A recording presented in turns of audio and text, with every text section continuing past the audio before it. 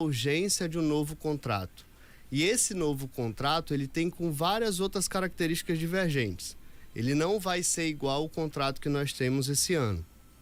Primeiro, nós vamos aumentar a nossa capacidade em mais 30% no transporte escolar. É muito importante ressaltar isso.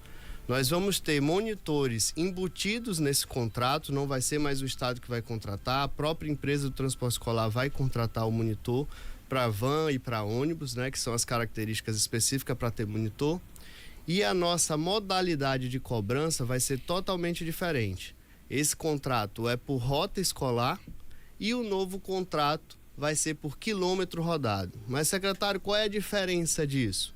Vamos lá. Se eu tenho rota escolar a ser efetuada no trajeto, se um aluno nosso muda de endereço ou muda de escola, eu já atrapalho todo o procedimento licitatório daquela rota existente. Eu tenho que refazer ela, reconfigurar ela e recalcular ela. Então isso é um trabalho imenso na estrutura que nós temos hoje, que muitas vezes a Secretaria não dá conta de fazer esse acompanhamento. Então a gente decidiu fazer a migração para quilômetro rodado. Qualquer aluno que precisar mudar de endereço ou mudar de escola, ele precisando do transporte escolar, automaticamente a gente vai poder mudar essa configuração. Vai ter um quesito específico em que vai dar muita transparência para a sociedade, que é justamente o monitoramento por GPS. Nós já abrimos a licitação que vai ser contratada uma empresa para o monitoramento de GPS. O que significa isso? Significa que todos os nossos veículos vão estar rastreados. Quem vai faturar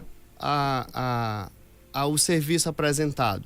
Vai ser a empresa que contratou através do monitoramento de GPS. Se ele rodou 100 km, vai pagar 100 km. Se ele rodou 70, vai pagar 70. E detalhe, a gente ainda vai fazer um módulo nesse sistema em que o pai vai poder acompanhar o translado do seu filho de casa para a escola e da escola para casa, dando mais segurança e transparência no serviço, onde o pai vai poder acompanhar esse deslocamento em tempo real. Secretário, mas em algumas localidades a gente não tem internet, como é que vai fazer para fazer a aferição de rota? Então a gente já se preocupou nesse próximo processo que vai licitar, que o GPS ele vai ter um banco de dados que na hora que pegar qualquer ponto de internet, via celular de torre, ou via de Starlink, ou qualquer outra configuração que tem internet ou na casa do motorista ou na casa da escola, ele vai fazer a baixa de dados e vai conseguir fazer a capturação da rota. Então a gente pode até ter um pouco de dificuldade para o pai não acompanhar esse trajeto, mas ele vai saber se o carro fez ou não o trajeto assim que o GPS conseguir baixar no sistema a rota realizada. Com guia... O atestado vai ser emitido pela empresa? Pela empresa. Que foi contratado para fazer o rastreamento? Exatamente. Então uma das nossas grandes dificuldades é que hoje quem atesta essa nota é o diretor da escola. E muitas vezes o diretor não tem condição de verificar se a rota, a quilometragem está certa, né, por questões de transporte, para poder verificar. É um número surreal que nós temos, por exemplo, no município de Uiramutã. Nenhuma frota do Brasil tem a frota de caminhonete que Roraima tem no transporte escolar. São 158 caminhonetes traçadas somente no município de Uiramutã. Então você vê uma alta complexidade territorial, onde nós temos que atender o nosso aluno. Então, se nós continuássemos na metodologia manual, a gente não ia conseguir fazer redução e ampliação do serviço. É o que eu sempre falo, não é que nós vamos cortar, né, quem a gente está oferecendo o benefício. É muito pelo contrário, nós temos que otimizar esse gasto para poder aumentar o nosso número de acesso. Se hoje a gente tem 14 mil estudantes utilizando o transporte escolar, e a gente sabe a necessidade que nós temos de ampliar ainda mais, nós vamos aumentar em mais 30% a nossa capacidade. E pela projeção que a Secretaria de Educação está fazendo, nós vamos diminuir esse valor que a gente gasta hoje e vamos aumentar essa capacidade. Então hoje a nossa média de custo é de 20 milhões mensal no transporte escolar. Nós já chegamos a pagar, quando eu cheguei na secretaria, até 28 a 30 milhões. Nós diminuímos 10, com fiscalização, monitoramento, fazendo redução de rota onde não tinha necessidade, colocando adaptações onde não tem, só que a gente identificou que esse mecanismo manual de pegar a equipe, levar para o translado da ponta da escola, fazer a rota de todos os alunos para fazer um relatório de vistoria de rota, ele é muito demorado. E nós não iríamos conseguir fazer em todas as escolas. São mais de 700 rotas hoje atuando no transporte escolar. Então, a complexidade do mecanismo que está sendo feito é muito demorado. Então, a gente tem já notificações, a gente tem situações em que a empresa está tendo que responder algumas situações de rota escolar, mas a gente identificou que é um serviço muito grande para se fixar ainda na modalidade manual. Tem que deixar ele na forma tecnológica para poder auxiliar a gente também. Pelas suas explanações, o valor de 500 milhões deve cair para os 350 milhões? De contrato. De contrato. Né? De contrato, mais ou menos, depois que ele se fixar, a gente ainda tem uma projeção, depois desse monitoramento eletrônico, de cair aí mais 20% a 30%. A Secretaria do Estado de São Paulo, se eu não me engano, depois que implantou o monitoramento eletrônico, baixou até 40% do custeio das suas rotas, né? Que de fato facilita muito a vida da secretaria, dá mais transparência ao processo e a gente consegue fazer diminuição de rota. E relembrando, nós já entramos em contato com os 3 órgãos de público, Ministério Público Federal, e a gente já solicitou, né, e eles também solicitaram em conjunto, um monitoramento e acompanhamento da licitação desse processo. A licitação em si não é feita na Secretaria de Educação, ela é feita na CEL, que é a nossa central de compras. Então já sinalizaram esse acompanhamento, vão estar fiscalizando, isso é positivo. É a Secretaria de Licitação e Contratos, é? É, isso, exatamente, Secretaria de Licitação e Contrato. Logo que eu assumi a secretaria, a gente retirou essa função da Secretaria da Educação de licitar, justamente para não ter nenhum conflito de interesse. Então foi encaminhado para a Secretaria Central de Compra todas as licitações que são da Secretaria de Educação, até mesmo para facilitar o trabalho do governo do Estado de Roraima. Às vezes um serviço que a Secretaria de Educação quer adquirir, outra secretaria também quer. Como a CEL, que é um órgão centralizador, ela consegue encaminhar para todas as secretarias para verificar quem quer licitar junto. Fica mais fácil no módulo administrativo. Esse recurso para transporte escolar atendem uma população de 14 mil hoje? Hoje 14 mil. E é muito bom deixar claro desses 14 mil, quanto representa os alunos indígenas? Os indígenas hoje representam mais de 80% no transporte escolar. É um número bem significativo, né? Até mesmo pela nossa questão territorial. Os nossos maiores números de alunos que são transportados por município se centraliza mais no Iramutã, Pacaraima e Normandia, que são os nossos municípios com maior incidência de população indígena. Exatamente. E aí para você ver, às vezes a gente faz uma comparação simples, mas se a gente tem localidades de fácil trajeto, como Boa Vista Rural, eu utilizo mais ônibus, né? Tem municípios que eu utilizo mais ônibus. Então, a cada 30 alunos, 32 alunos, eu coloco um ônibus. Mas para esses 30 alunos no Iramutã, eu tenho que colocar 5, 6, 7 caminhonetes, até porque a região às vezes não consegue colocar 4 numa caminhonete só, pela distância. A estimativa dos estudantes lá do Iramutã, você falou em 150 caminhonetes. Para quantos alunos? Lá a projeção vai dar mais ou menos 700, 800 alunos. 800 alunos? E detalhe, e é onde eu tenho o custo operacional mais alto. Não prestam, ondulado e caminhonete. E é caminhonete. A caminhonete por si só, a locação já é mais cara, toda caminhonete eu tenho que ter um motorista, então automaticamente esse serviço encarece muito. Até perguntar, secretário, mas o Iramutã você carrega até poucos alunos, mas é o lote que é mais caro.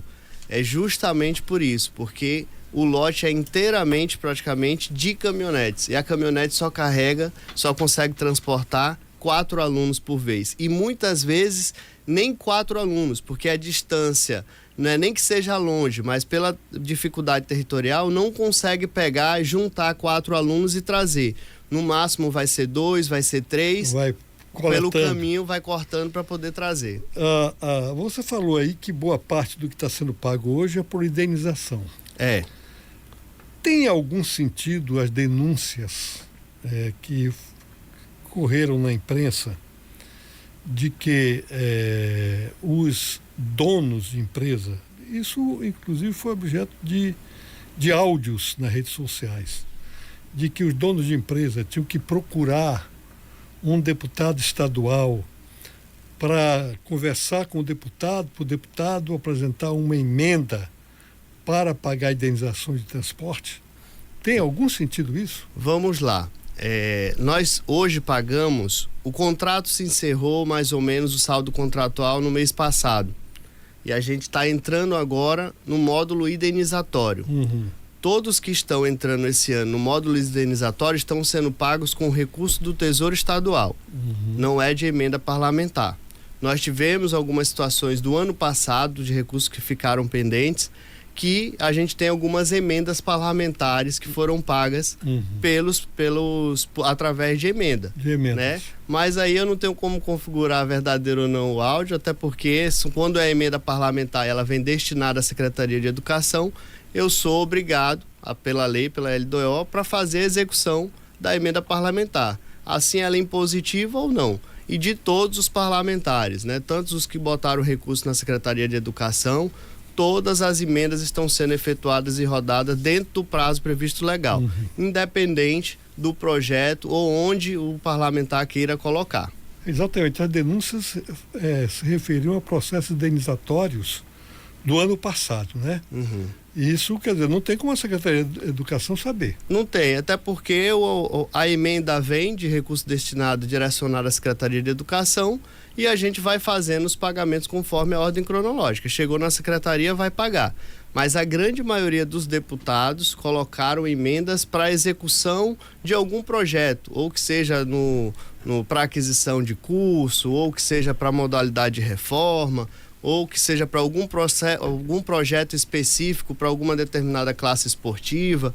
Então hoje a gente recebeu na Secretaria de Educação em torno de 60 a 70 milhões de emenda, mas a sua grande maioria, a sua grande parcela foi para projetos, não foi tecnicamente só para o transporte escolar. Custeio de transporte, né? Isso.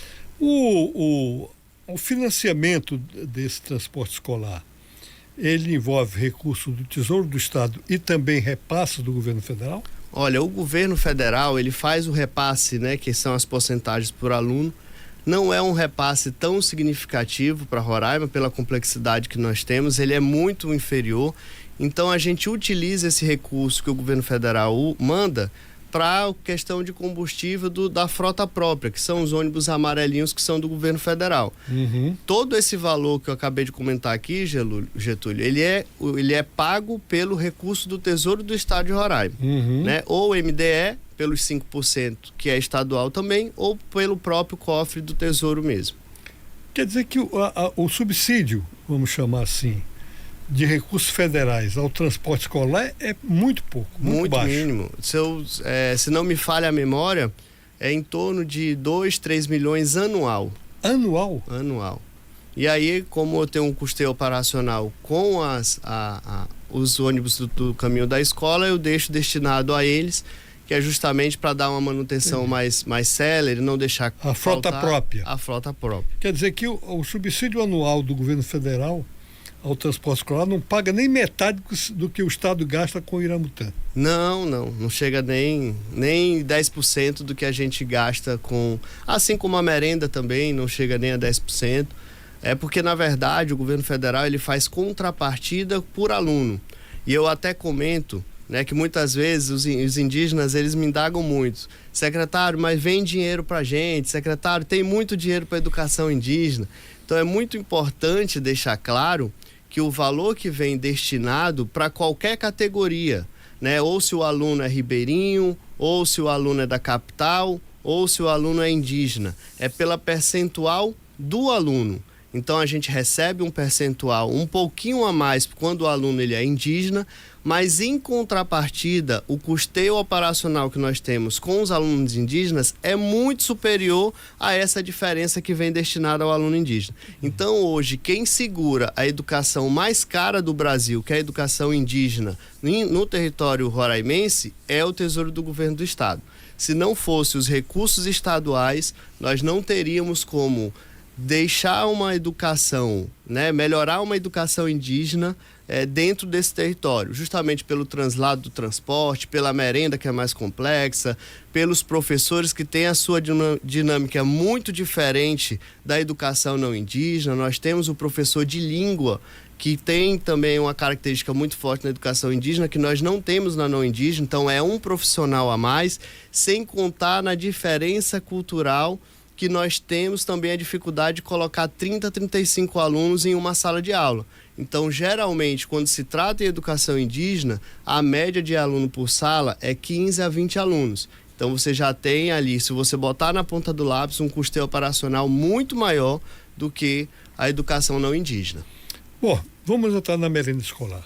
Vamos. A Polícia Federal já fez operações sobre o processo de aquisição e distribuição, né? A gente tem recebido críticas de que algumas escolas está faltando merenda.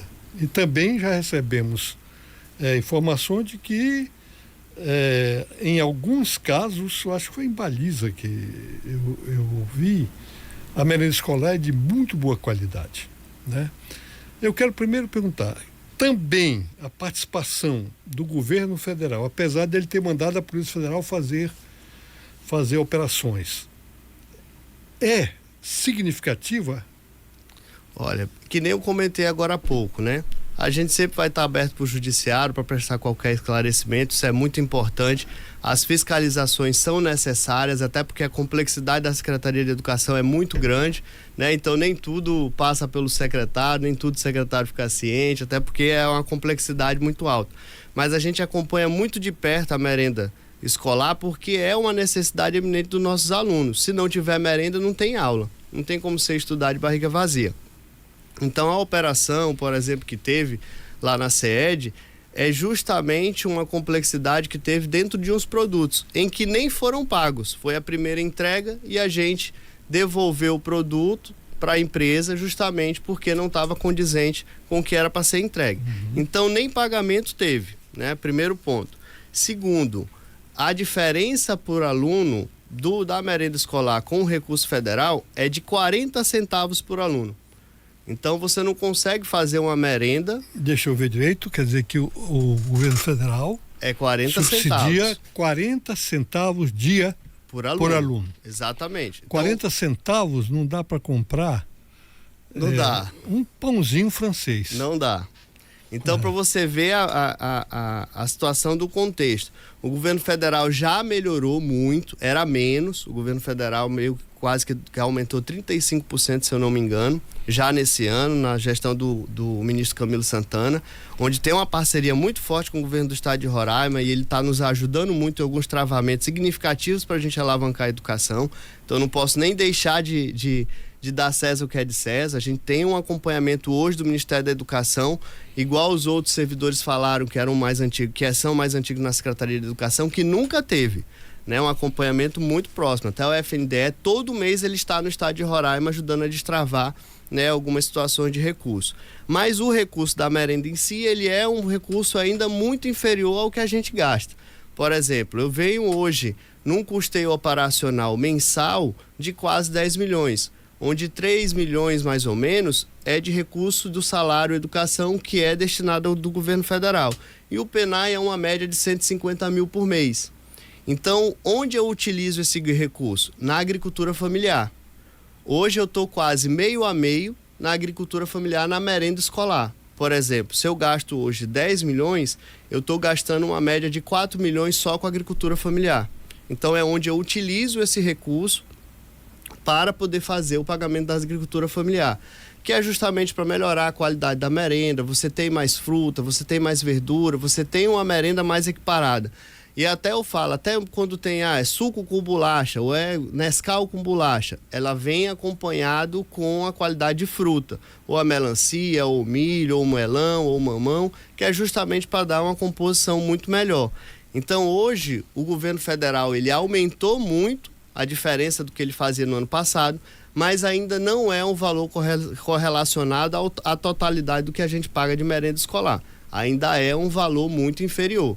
Né? Então, a gente já colocou isso em pauta com o governo federal, a gente já explicou que para o território do estado de Roraima não é a mesma coisa para o restante do país, a gente tem as peculiaridades, a gente tem um quesito migratório, por exemplo, que é muito forte, nós temos aí quase 10% da nossa rede no sistema migratório, onde eu vou dar um exemplo aqui na escola Maria das Dores Brasil, fica ali no São Vicente, 13 de setembro, em que 80% hoje já chegou a 92%, hoje é 80%, onde eu parabenizo a gestão que está resgatando a escola, aumentando o número de alunos com os projetos lá dos cursos técnicos, mas que eu tenho a per capita praticamente que dobrada por ser integral. Então a gente tem essa consciência que muitas vezes o aluno não tem o que comer em casa, ele vai comer na escola, então são quesitos que impactam diretamente a merenda escolar. Assim como o quesito indígena, onde a gente dobra também a per capita de merenda, que é justamente para não deixar faltar. A gente acompanha muito de perto a merenda. Então, o que a gente fez na gestão? A gente contratou as nutricionistas que ficam na CED, lá no depósito da merenda, e elas têm um grupo, onde eu estou no grupo de WhatsApp, e elas pedem dos gestores e das copeiras todo dia colocar foto da merenda. Então, se eu pegar meu celular aqui hoje e abrir o grupo delas, de sexta-feira vai estar a foto de todas as merendas. No dia que alguém não colocou a foto, elas mesmas já ligam para o gestor: ei, por que não colocou a foto? Coloca a foto no grupo. Se não colocar, ela se desloca e vai ver o que está acontecendo lá na escola. Então a gente fez esse monitoramento e a gente melhorou muito a qualidade da merenda. E o que a gente pede também, já fica uma solicitação minha aos gestores de escola. Toda escola tem o seu grupo de WhatsApp com os pais, e os pais também podem cobrar da gestão da escola. Peçam para encaminhar a merenda do dia no grupo dos pais. Facilita o nosso trabalho. As denúncias que, por algum eventual motivo, a merenda não estiver boa, pode encaminhar para a ouvidoria da Secretaria de Educação, que automaticamente nós vamos encaminhar a nutricionista lá para verificar o que está acontecendo. É muito importante o papel da sociedade justamente em acompanhar a gente a fiscalização, que facilita se tiver algum desvio de conduta lá na ponta também. O quantitativo diário, ele é indexado ao número de alunos, quer dizer, a Secretaria acompanha a quantidade, aí eu não estou falando na fotografia, que a fotografia não pesa, né? Não pesa. Como é que acompanha o quantitativo? Exatamente. É indexado ao número de alunos? O que a gente faz? Nós temos o relatório de matrícula de todos os alunos. Uhum. Então eu sei quantos alunos tem na escola Monteiro Lobato, Lobo da Almada, né, Rita Por de Lucena, turno, né? Todos a gente tem. E a gente não faz restrição. A gente sabe que muitas escolas têm a cantina escolar, onde oferta lá a compra da merenda, mas a gente não faz corte lá. Ela vai integralmente na sua totalidade da quantidade de alunos, independente se vai comer os 600 alunos matriculados ou se vai comer 550. Vai a merenda para os 600. Então a gente sempre tem ali aquela sobra, né, que é justamente uma per capita de segurança. E todos os nossos alunos recebem a per capita praticamente iguais. Aonde não é igual é justamente nessas localidades que a gente já identifica que a questão de vulnerabilidade é um pouco maior. Então, Maria das Dores, por exemplo, ela vai com uma per capita um pouco melhor, que é justamente porque a gente sabe a dificuldade territorial que lá o pessoal tem em torno. Então, a merenda ela é calculada pela gramatura da per capita. Né? Então fica também mais fácil da gente fazer esse controle. E a foto é justamente para saber se está fazendo ou não. Eu não estou criticando a foto. Eu estou dizendo que pela foto não dá para pesar a quantidade. Você não consegue mensurar o peso. Bom, essa... E Getúlio, só mandar um abraço aqui também para as merendeiras, que foi agora dia 30, né? Então e agradecer também a parceria. Quando a gente instituiu esse mecanismo, né, de mandar foto, né, a gente conversou com elas, olha, isso aqui não é nenhuma repressão, isso aqui na verdade é justamente para ajudar e facilitar o trabalho de vocês, para mostrar o trabalho que vocês vêm fazendo.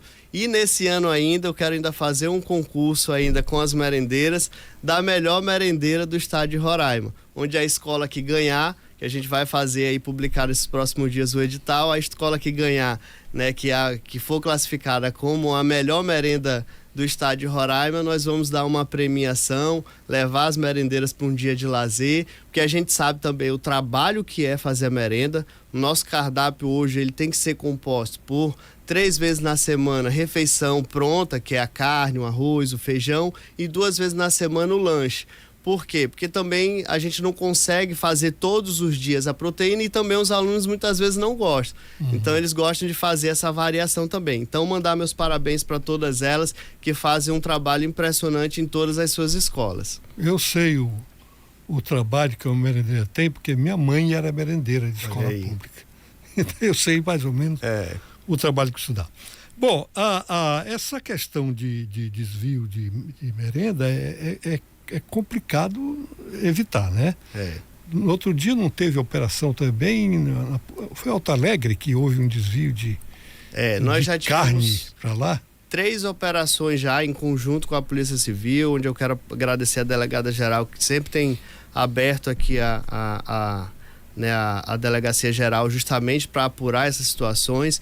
E a gente teve o episódio lamentável lá de Alto Alegre, a gente teve aqui em Boa Vista também, né? A gente teve algumas situações em outras localidades, e isso não significa que é só aqui na capital, que é só no interior, é só nas comunidades indígenas. Não, a gente identificou que era um problema genérico, mas que a gente diminuiu muito, né? Então, com esse controle, esse acompanhamento, uma conscientização também muito forte, né, de que nem tudo é seu, não é porque é do estado, é porque é seu.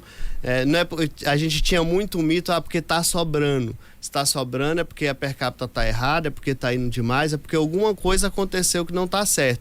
Então a gente teve sim uma melhoria, uma redução grande também. Quando eu cheguei na secretaria, nós tínhamos uma média de 17, 18 milhões mensal, nós baixamos para 10. Então a gente nota que a gente melhorou a qualidade, a gente conseguiu fazer. O gasto médio mensal é 10 milhões? Hoje é 10 milhões. Com merenda? Com merenda.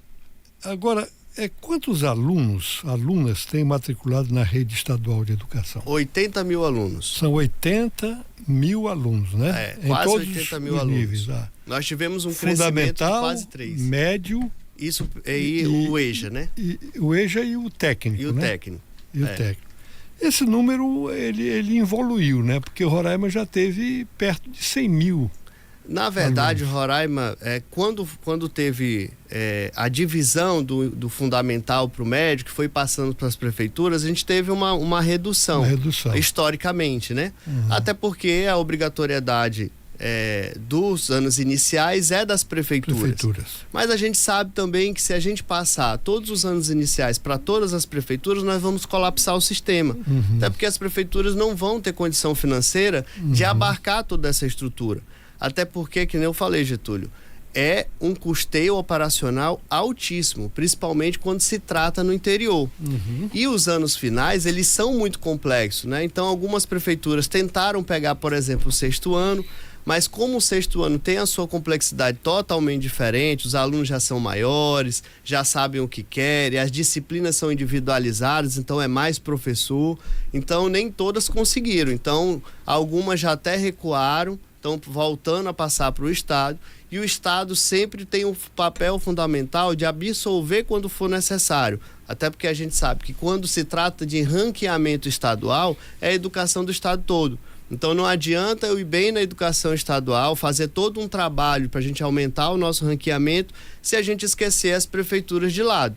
Então hoje a gente está num papel e numa função de mais apoiar do que a gente criticar. A gente está tentando fortalecer como um todo. Dá um exemplo agora, a prova do SAEB, né, a prova do CAED. Nós vamos fazer a aquisição da prova, a gente já está rodando o processo de contratação, em que todas as prefeituras vão fazer a prova. O Estado vai comprar e vai encaminhar para todas as prefeituras, para a gente saber de fato qual o ranking que nós estamos, qual o nivelamento que nós estamos. Não adianta nada eu fazer só no governo do estado de Roraima e deixar as prefeituras de fora. Eu não vou ranquear e a gente não vai saber qual é o nosso posicionamento.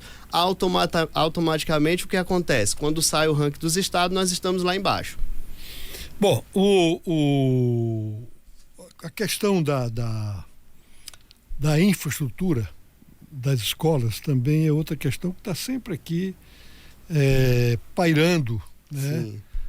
Com algum sentido de que o Estado está lento no processo de recuperação e revitalização de escolas.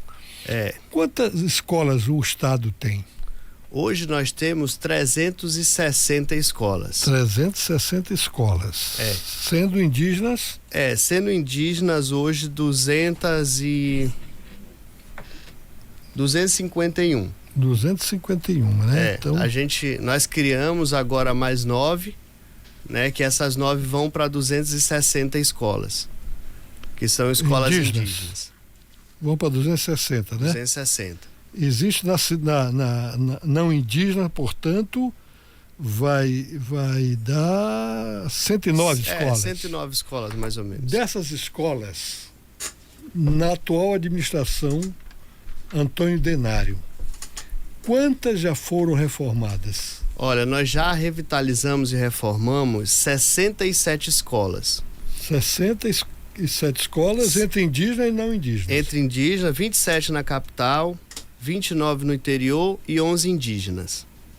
Quanto na capital? 27. 27. E 29 no interior e 11 indígenas. 11 indígenas. O que acontece?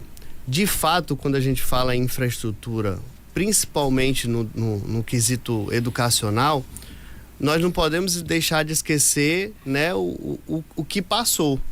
Então, o nosso vice-governador Edilson Damião, ele é muito feliz em ter disponibilizado à Secretaria de Infraestrutura uma parte focada só para a Secretaria de Educação. Então ele tem lá um grupo, né, de técnicos lá, engenheiros, em que focam na Secretaria de Educação. E a gente começou num ritmo muito acelerado em reforma de obra. Obviamente que a questão financeira, ela pesa muito, que nem eu falei, o nosso custo operacional é muito alto. Quando você põe esse custo operacional na balança, que você quer tirar alguma coisa para investimento, você acaba reduzindo muito. Então o governo do estado reaportou muita coisa para poder fazer essas reformas. E o que a gente entendeu? Que no meio do caminho nós começávamos com um plano de projeto de reforma de uma escola que varia, vou dar um exemplo aqui, entre 2 milhões. E quando a gente terminava a obra, chegava a 2 milhões e meio, 3 milhões. E isso a gente percebeu que era corriqueiro, porque as escolas ficaram muito tempo sem reforma. E quando tinha alguma reforma, era mais pintura, mais uma coisa mais paliativa. E quando você foi entrar na escola, você tinha que trocar o telhado todo, não dava para ser parcial. A parte elétrica, muitas vezes, tinha que ser trocado todo, como agora também a gente está tendo que trocar tudo. E aí que no final da obra, a gente acabava encarecendo muito. E aí pode até dar a impressão de que nós estamos num ritmo desacelerado, mas não é não. Na verdade, hoje nós temos 44 obras em andamento. O maior canteiro de obras hoje é da Secretaria de Educação. São muitas obras ao mesmo tempo. Mas o que a gente identificou e que o nosso vice-governador, com o nosso governador Antônio Denário, definiu? Essas obras precisam ser redimensionadas, ser calculadas melhor, porque quando entra a equipe de obra na escola, a gente acaba tendo um nível de operação financeiro muito maior. Então, por anos que não foram reformadas, quando você põe hoje, para você entrar, você tem que gastar muito mais, né? Então você troca o telhado todo, você troca a elétrica toda, o piso já não dá mais para continuar o mesmo, aí tem que trocar o piso todo. E a gente decidiu uma coisa a nível de gestão, que foi a pedido do nosso governador Antônio Denário e do vice-governador pelo fato de ser engenheiro. O padrão tem que ser igual para todo mundo, tem que ser de excelência. Então, se você for em qualquer escola que já tenha sido reformado, ou da capital, do interior e das comunidades indígenas, se você for hoje na escola da Raposa, por exemplo, que é uma escola indígena, uma escola de um grande polo, Você vai ver lá porcelanato, forro acartonado, todas climatizadas, porcelanato e já algumas nessa nova roupagem que o vice-governador pediu, botar a cerâmica até 1,5 m, que é justamente para você conservar mais a escola, para você não precisar dar muita manutenção. Então isso tudo teve que ser recalculado. Então ele botou uma equipe de engenheiros para refazer o cálculo. Eu vou dar um exemplo agora, Ana Libória. Ana Libória vai ser uma das nossas maiores escolas e ela vai ficar muito linda, que a gente ainda pretende entregar ou no final desse ano agora ou no começo do ano letivo, já para começar as aulas já no Ana Libória. São uma escola de 30 salas de aula, né? Um potencial de núcleo de alunos enorme. E ela vai ficar muito bonita. Tá no porcelanato, vai estar toda climatizada, com auditório. Então, ou seja, quando a gente entrou na escola, tinha feito a previsão. Na previsão teve que fazer alterações de elétrica, porque é uma escola muito grande, vai ter que fazer a troca da fiação toda, foi trocado toda. E a gente decidiu colocar 1,5 m de cerâmica, que é justamente para a gente manter a conservação da escola. Então acabou que a gente tardiou um pouco mais as obras, mas para dar uma excelência maior. E com um detalhe, a gente verificou que ao decorrer do tempo, a melhor metodologia para a reforma da escola é com os alunos dentro. Porque a gente teve muita perda pedagógica quando a gente tira o aluno da escola. Então, por mais que seja reduzido e seja, né, naquele módulo em casa e na escola, a gente identificou que a gente diminui muito essa perca e a gente consegue melhorar a educação sem fechar a escola. E aí também, obviamente, que tardia um pouco mais a obra, porque você tem que ter um cuidado maior, porque os alunos estão na escola, tem a questão de barulho, que você tem que ter os horários ali mais definidos para você não fazer tanta zoada, para não atrapalhar o corpo docente. Então a gente teve algumas estratégias que ao decorrer do tempo a gente acabou alongando um pouco mais o período de obra, mas em compensação, sem tanta perca pedagógica e melhorando a vida útil das escolas daqui para frente. Agora, esse reajustamento de preços e de quantitativos, ela tem um limite legal, né? Tem. Você não pode ultrapassar aditar um contrato, questão mesmo de obra, que seja com adição de serviço, isso, mais de 25% do seu valor global. Em questão de Como obra, é que vocês estão fazendo isso? Em questão de obra, a legislação nos permite até 50%, porque é obra infraestruturante. Se for qualquer outro tipo de contrato, até é só 50%. Os 25%. Até 50% em questão de obra a gente consegue, né? A gente teve também problemas com empresas, que a gente não nega a ninguém, que a empresa não concluiu, tivemos que fazer rescisão de contrato, punir a empresa. A gente já tem 2 ou 3 empresas já no ato de punição, uma já não pode mais licitar durante 3 anos aqui no estado de Roraima, que é justamente para dar o exemplo, para aquele que continuar não entregando a obra, ele não vai mais poder participar das nossas licitações. Esses dados de escolas reformadas são de toda a administração Denário, né? Isso. São dois períodos, quase 2 períodos. É. Né? Isso, pelos minhas estimativas aqui, significa ter reformado 40% da rede escolar. Isso. Quer dizer, isso não é muito pouco, porque quando terminar essas reformas, as outras já estarão praticamente. E isso vem acontecendo, inclusive, eu queria colocar no item das escolas militarizadas. Né? Na verdade. Logo no começo, os críticos da militarização das escolas diziam que isso era muito caro, né? Porque contratava. Primeiro que fazia uma infraestrutura melhor do que as demais escolas. Seria, por exemplo, escolas de elite, né? Mas agora nós estamos vendo já escolas militarizadas reclamando de estrutura. Isso significa que não dá para aumentar mais o número de escolas militarizadas? Bom, 2 contextos, você pontuou aqui muito bem. Hoje, só as escolas reformadas, elas abrangiram um total de quase 30 mil alunos. né? Por quê? Porque são escolas grandes. Obviamente que quanto maior, mais custo operacional e mais tempo você leva. Então isso foi questão mesmo de estratégia organizacional. Quanto mais alunos a gente tem na escola, a gente deu prioridade para entrar nela. O critério de escolha das escolas foi o número de alunos. O número de alunos foi base principal. A segunda escolha, de fato, a condição da escola. Se ela de fato não tinha condição nenhuma de continuar. Então foi uma segunda condição. Então, com essas duas dinâmicas, o governo conseguiu atender, apesar de ser quase 70 escolas, quase 30 mil alunos, uma grande projeção. E a gente tem que colocar um ponto muito importante. A gente pegou uma educação, principalmente indígena, com a falta de infraestrutura muito grande. Só hoje a gente tem que construir 151 escolas de pequeno porte. Não são muitos alunos como no Polo Central de Boa Vista, mas são alunos. Então são escolas com 50 alunos, 60 alunos, 100 alunos. Tem que construir ou tem que reformar? Construção. E aí é construção nova. E que hoje, por exemplo, o governo do FNDE, a CECADI, no pacote que o governo federal fez de 160 escolas, só para Roraima eles vão mandar 22. É o segundo maior número de estado que vai ter escola indígena, específica indígena. Então, se eu não me engano, o Amazonas ficou com 24 escolas, que foi o estado que ficou com mais escolas, e nós ficamos com 22.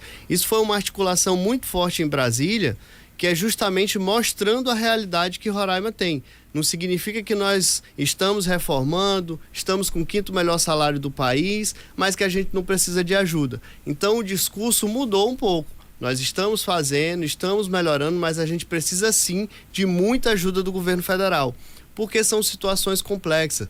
E às vezes você diz assim, mas secretário, é uma escola de 4 salas no Iramutã, mas uma escola de 4 salas no Iramutã, no contexto geral, aqui em Boa Vista ela é um valor. Lá no Iramutã, ela é um valor praticamente que dobrado.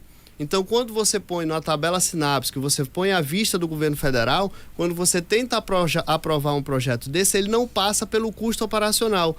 Aí o que automaticamente você faz? Você baixa o preço, licita, e quando você vai começar a obra, você não consegue nenhum empresário que queira fazer, porque o custo operacional da localidade, da região, é muito maior.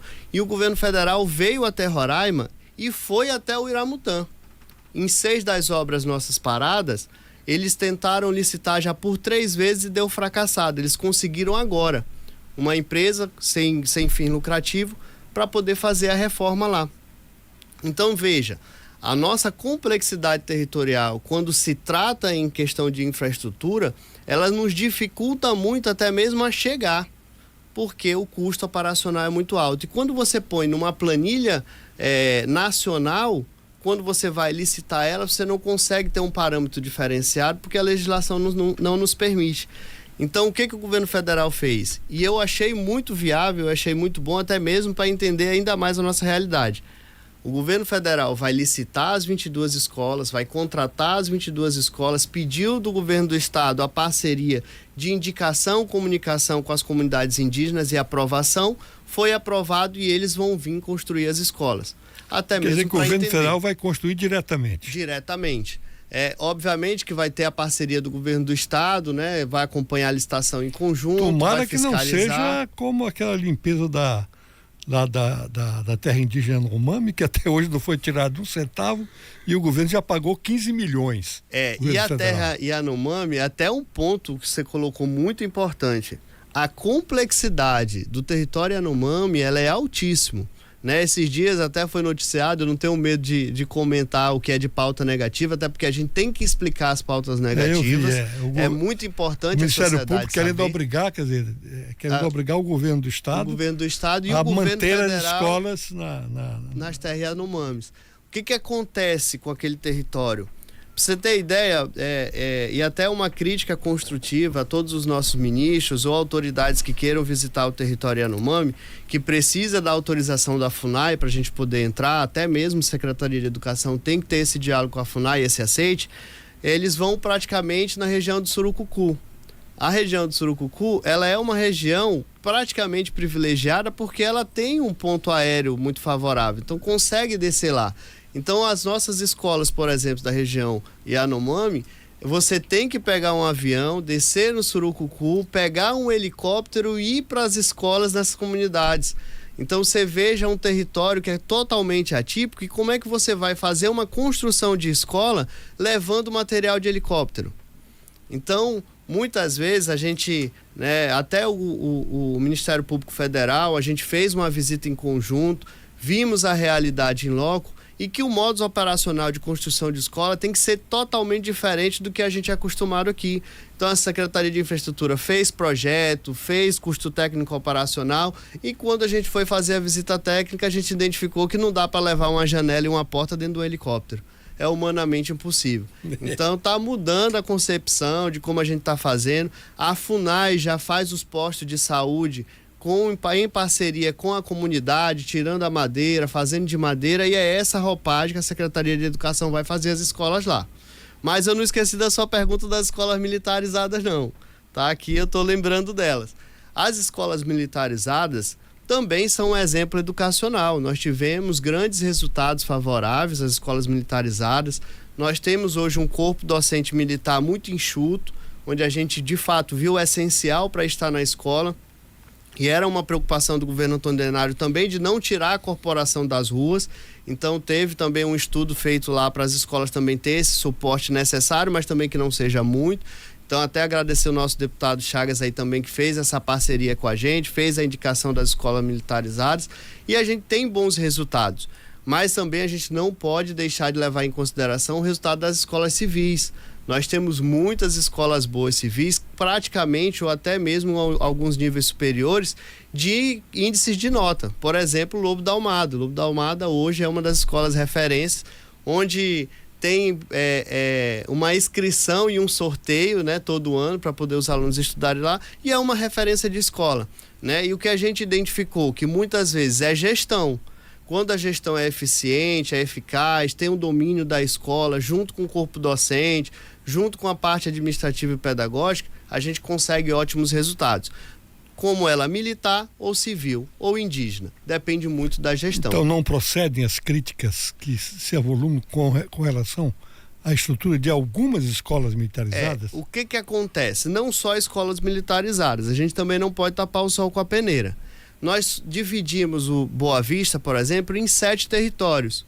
Quando você pega o território 1 e 2, que é o território central e dos bairros adjacentes, você vê uma diminuição de matrícula nesses ambientes. Uhum. Por quê? Obviamente, o bairro já vai ficando mais velho, né? O maior número populacional já fica para o território 6 e 7, né? Onde número você de tem, crianças, né? onde tem muita criança. Exatamente. Então não é que seja pelo um ponto focal, né, a ampliação de escolas militarizadas. Não é isso. É porque o nosso nível populacional aos 2 territórios, 3 e 7, que nós temos escolas militarizadas, eles aumentaram de forma significativa nesses territórios. E a gente tem uma consequência nos territórios aqui, 1 e 2, já de diminuição de matrícula. Então, a Secretaria de Educação ela já vem fazendo um estudo técnico para poder a gente contornar essa curva, porque é uma curva preocupante, porque construir escola não é barato, conseguir terreno hoje não é barato, não é fácil. A Prefeitura de Boa Vista é que detém todas as posses de urbanização, então é um diálogo aí que a gente ainda não conseguiu entrar. Por exemplo, hoje eu preciso fazer uma escola no bairro Cidade Satélite, onde eu já tenho um número de alunos significativos e eu não consegui um terreno ainda para fazer a construção de escola. Eu já tenho um contrato, o governador já garantiu o recurso, mas com os recursos da Secretaria de Educação eu não posso comprar o terreno, o Fundeb não nos permite. Então eu não consigo construir uma escola lá naquele território. Então qual seria a alternativa que nós estamos planejando para o ano que vem? É conseguir também implementar, já para o próximo ano, o cartão, que é justamente para o aluno poder se deslocar nesses territórios até onde a gente tem vaga nos territórios adjacentes. O transporte coletivo, você está falando? Oi? O cartão para transporte? O cartão para transporte. Que aí a gente consegue mudar esse ciclo, mudar essa curva para a gente melhorar também e também desinchar um pouco as escolas. Olha, são 9h53 e os nossos ouvintes não perdoariam se a gente não pelo menos lesse parte das perguntas, que são muitas aí, tá bom? Então eu vou ler, aí depois a gente vai escolher para numa síntese você responder, tá bom? Claro. Vamos lá, Antônio. Eita, rapaz, olha como tá, meu Deus do céu. Tá bom de pergunta hoje. Isabel, né? Bom dia, meu nome é Maria e gostaria de saber do secretário da Educação se é verdade que os professores seletivados não vão ter os contratos renovados esse ano. Bom dia, meu nome é Maria, gostaria de saber do secretário, já é a pergunta, né? Ela fez 3 vezes a mesma pergunta. Se os servidores seletivados vão ter seus contratos renovados. Vamos lá, é a Maria. Vamos lá, quem é? Bom dia, o programa da semana está sem som, diz o Gutenberg Borges, né? Olha, o Diogo balançou a cabeça dizendo que não consta não, hein? Tá tudo ok. Tá, a foto que o Lino mandou pra cá é de manga, olha só, manga e caju. Rapaz, Lino, estão muito bonitas as tuas frutas, hein? Bom dia, secretário. Gostaria de saber quando vai sair o decreto de estabilidade dos professores indígenas do estado de Roraima. Contrato dos professores indígenas. Vamos em frente, de ouvir rápido. Porque... Bom dia, Getúlio Cruz. Manda um alô para nós aqui no bairro Pera Pintada. Estamos ligados, é o Jonas. Tá bom, Jonas? Um grande abraço. Muito obrigado pela audiência. O Alê. É Alê? Mandou um áudio, vamos ouvi-lo? Bom dia, secretário. Bom dia, doutor Getúlio. Eu queria fazer uma pergunta, na verdade são 3 perguntas em uma só. É sobre o abono pecuniário, se vai ter esse ano, sobre os 10% para os técnicos, né, que o governador prometeu lá atrás, quando deu aumento aos professores, e sobre o retroativo das progressões dos técnicos que foi pago. Agora recente, se tem previsão para ser pago o retroativo dessas progressões. Um abraço a todos. Retroativo, abono e teve uma terceira pergunta aí, né? Vamos lá. Pergunta ao secretário da SEED: existem 2.000 professores fora de sala de aula por problemas psíquicos. O senhor pretende desenvolver uma política de assistência para essa classe? Sobre os projetos que os professores desenvolvem nas escolas como feira de ciência, o senhor pensa em destinar recursos para isso? Os professores compram material com seu salário. As aulas vicinais, as aulas lá no campo, deve ser vicinais, né? Não tem apoio de ônibus para as escolas. Seria possível pensar nisso? O secretário disse que estão pensando, a secretaria de ampliar dos 14 mil de hoje para mais, né? Vamos lá, Valfredo Nunes. Bom dia, doutor Getúlio, estou ligado no seu programa da semana de hoje com o secretário de Educação. Bom dia para ele. Eu queria ouvir uma música aí do Alain Aladim para poder voltar aqui, e ofereço para todos na escuta. Valfredo Nunes e família do Jardim Primavera, manda um alô para a turma do IGAS e da DF, todos na escuta. Vamos lá em frente. Bom dia, doutor Getúlio, aqui é o Joel Maduro, mandou Bom dia, doutor Getúlio, bom dia aos ouvintes do Agenda da Semana, bom dia ao secretário de Educação. Meu nome é Joel Maduro, deixa eu lhe falar. Eu tenho feito muita diligência, eu como servidor do Ministério Público, através da Promotoria de Educação, sobre transporte escolar. E eu queria fazer uma pergunta ao secretário, ver se também está ao alcance dele, né? Eu vou citar só como exemplo uma das diligências que eu fiz aqui no Cantá, na Vila Taboca, já quase divisa ali com o Bonfim. Existe o Guia de Transporte Escolar, o GTE, que é uma normatização que envolve o Ministério Público Estadual, envolve o MEC, o Fundo Nacional de Desenvolvimento da Educação, e nós percebemos, em uma das 3 visitas que nós fizemos, que, primeiro, não tem a regularização do veículo. A maioria dos veículos não está com regularização, ou seja, não tem o documento credenciador pelo órgão, no caso, pelo DETRAN e pela Secretaria de Educação, que determina que aquele veículo está apto para transporte escolar. Os condutores, em sua maioria, o CNH inadequada. Outro fato, entendeu? Segurança dos alunos todos andando sem cinto, entendeu? Há carros que não têm adequação, entendeu? As picapes que não estão adequadas para a segurança do veículo, né? E veículos, por exemplo, as vans, né, que deveriam ter um monitor, não tem, entendeu? Então, assim, quem fiscaliza isso? Nós vamos, o Ministério Público vai, eu como servidor, eu vou com uma demanda que o Ministério Público determina, mas eu pergunto a ele, a Secretaria de Educação e ou o Detran, um convênio, teria fiscalizar essa condição? Inclusive, tem condutores que não tem nem vínculo empregatício com as empresas, nada, é simplesmente um pagamento via Pix e nada mais, então, tá bom? Queria que o senhor me respondesse aí, essas falhas que nós detectamos na Vila Taboca. Joel Maduro, meu nome, bom dia a todos. Vamos ouvir mais o Lorival, porque não dá tempo mais, é 9h58 já. Olá, muito bom dia, doutor Getúlio Cruz, e bom dia, secretário de Educação do Estado de Roraima. Aqui é Lorival Braga, marreteiro aqui, bem no Baixo Cotingo, no cima da Normandia, Poço Serra do Sol, na comunidade Manguário. Secretário, você está falando muito aí de transporte, tá? Daqui a pouco você daqui não vou mais ouvir rádio. Eu gostaria de saber por que o governo do estado ainda não fez reforma em várias escolas daqui da região. Vou citar o nome aqui do mais três. Por exemplo, a escola do Canavial. Lá é uma escola muito antiga, que o governo só deu ordem de serviço e agora vão lá só tirar foto. E também aqui do Jazeiro, escola caindo nos pedaços. No Coqueirinho começou a obra, mas só para começar, mas parou. E também na comunidade do Napoleão está parada. Em várias.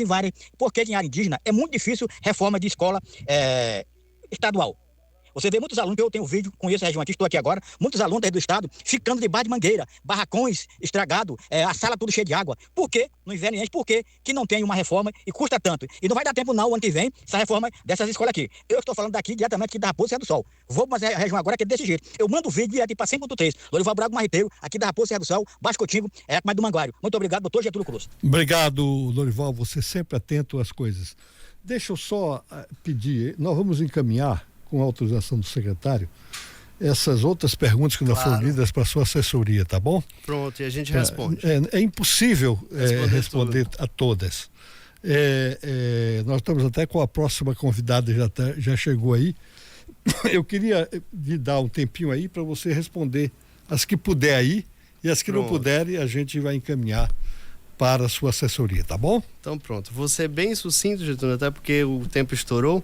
Mas assim, seletivo, por que a Secretaria de Educação não vai renovar os seletivos? Porque a Procuradoria, né, no conteúdo da legislação, não autorizou a renovação dos seletivos. Obviamente que para a Secretaria de Educação seria muito mais fácil a gente fazer a renovação.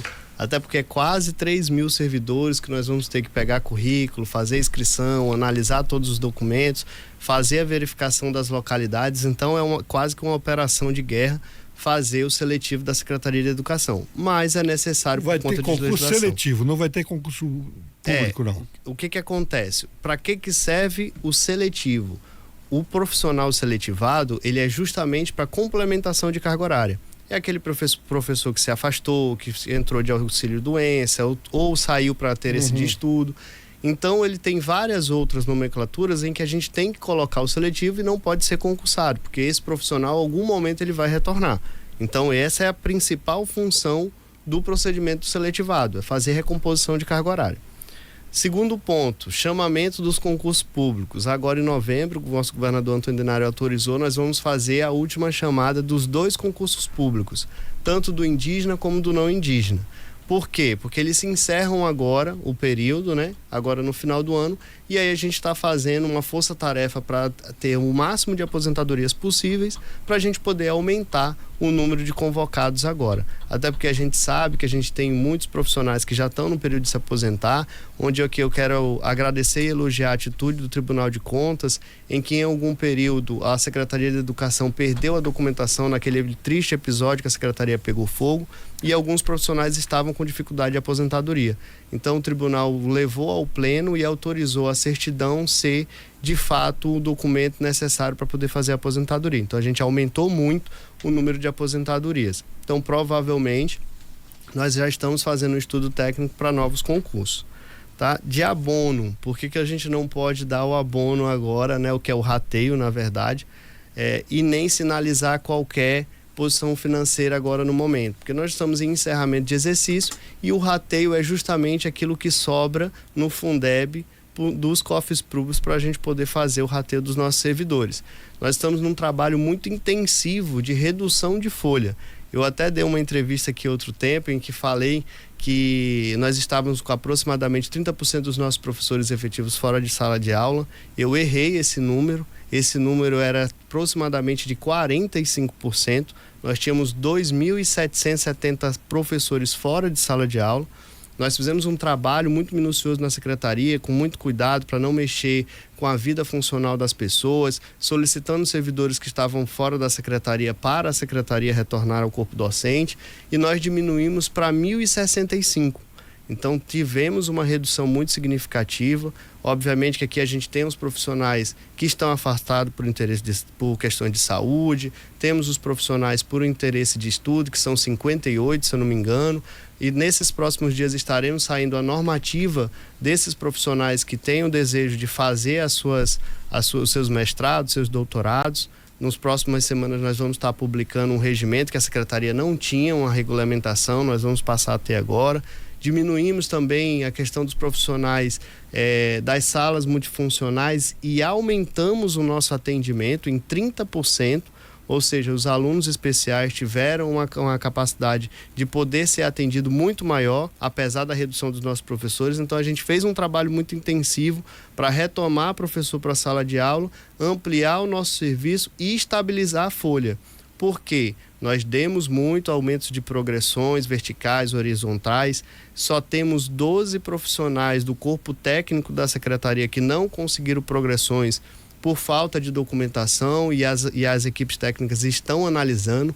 Vale ressaltar, toda avaliação que chega ao meu gabinete não passa nem um dia no gabinete, eu assino e mando para publicação. O que acontece? Muitas vezes a gente chega com avaliações erradas, rasuradas, assinadas na localidade errada, e a comissão não tem como aprovar. Quem de fato faz a avaliação é a comissão da junta. A junta aprovou, avaliou, encaminhou para o gabinete, a gente está publicando. Sobre os retroativos, que também foi uma pergunta aqui que fizeram. Os retroativos, tudo que é do ano corrente que chega ao gabinete para ser pago, nós estamos já encaminhando para a folha e a gente paga com recurso do Fundeb, sem nenhum problema. Mas os cálculos de anos anteriores detêm de recurso do Tesouro do Estado. Então a gente está tentando uma previsão para o próximo ano para ir colocando esses valores e amortizando essa dívida. Mas isso tudo depende de dotação orçamentária, de como o Estado vai funcionar no seu fluxo de produção de receita, para a gente também conseguir ter um orçamento mais tranquilo. Sobre o transporte escolar, os pontos apontados aqui pelos nossos ouvintes é justamente a problemática que a gente tem hoje. O MP foi, de fato, em loco. Nós já temos notificações em muitas empresas do transporte escolar, como questão de transporte trocado, questão de transporte que não tem condições de andar. Essa nova licitação nós já vamos ter um monitor embutido, que é para a gente não ter esse problema. E essa licitação ela é justamente necessária para isso. Se a Secretaria de Educação é o órgão competente de fiscalização, o DRETAN também é, só que como eu falei, é humanamente impossível a gente fazer todas as vistorias de rota. Se eu parar hoje os carros do transporte escolar para fazer verificação aqui no DETRAN e todo mundo retornar à sede, eu paro o transporte escolar lá na ponta, o aluno não chega na escola e eu tenho um rendimento muito menor. Então todas essas previsões, elas são calculadas, elas são previstas para fazer no começo do ano. Por que a gente tem tanta dificuldade? Porque no decorrer do ano, infelizmente, a gente já notificou muitas empresas a respeito disso, acabam trocando o veículo, não comunicando à secretaria, a gestão, infelizmente, atesta a nota, chega para a secretaria e a gente paga como se tivesse tudo certo. A partir do momento que chega qualquer denúncia ou reivindicação, abre-se o procedimento e a equipe vai em loco fazer a verificação. Sobre a questão das escolas, é justamente o que a gente estava comentando. Tá bom? Bom, eu quero agradecer mais uma vez a participação do secretário estadual de Educação, Micael Cury. Estou vendo que a gente vai ter que trazê-lo outra vez aqui. Vamos. Que é para poder a gente esgotar a pauta, né? Tinha mais coisas para falar. Muito obrigado pela sua participação. Agradeço, doutor Getúlio. Muito obrigado e já aceito o convite para a próxima, viu? Tá bom.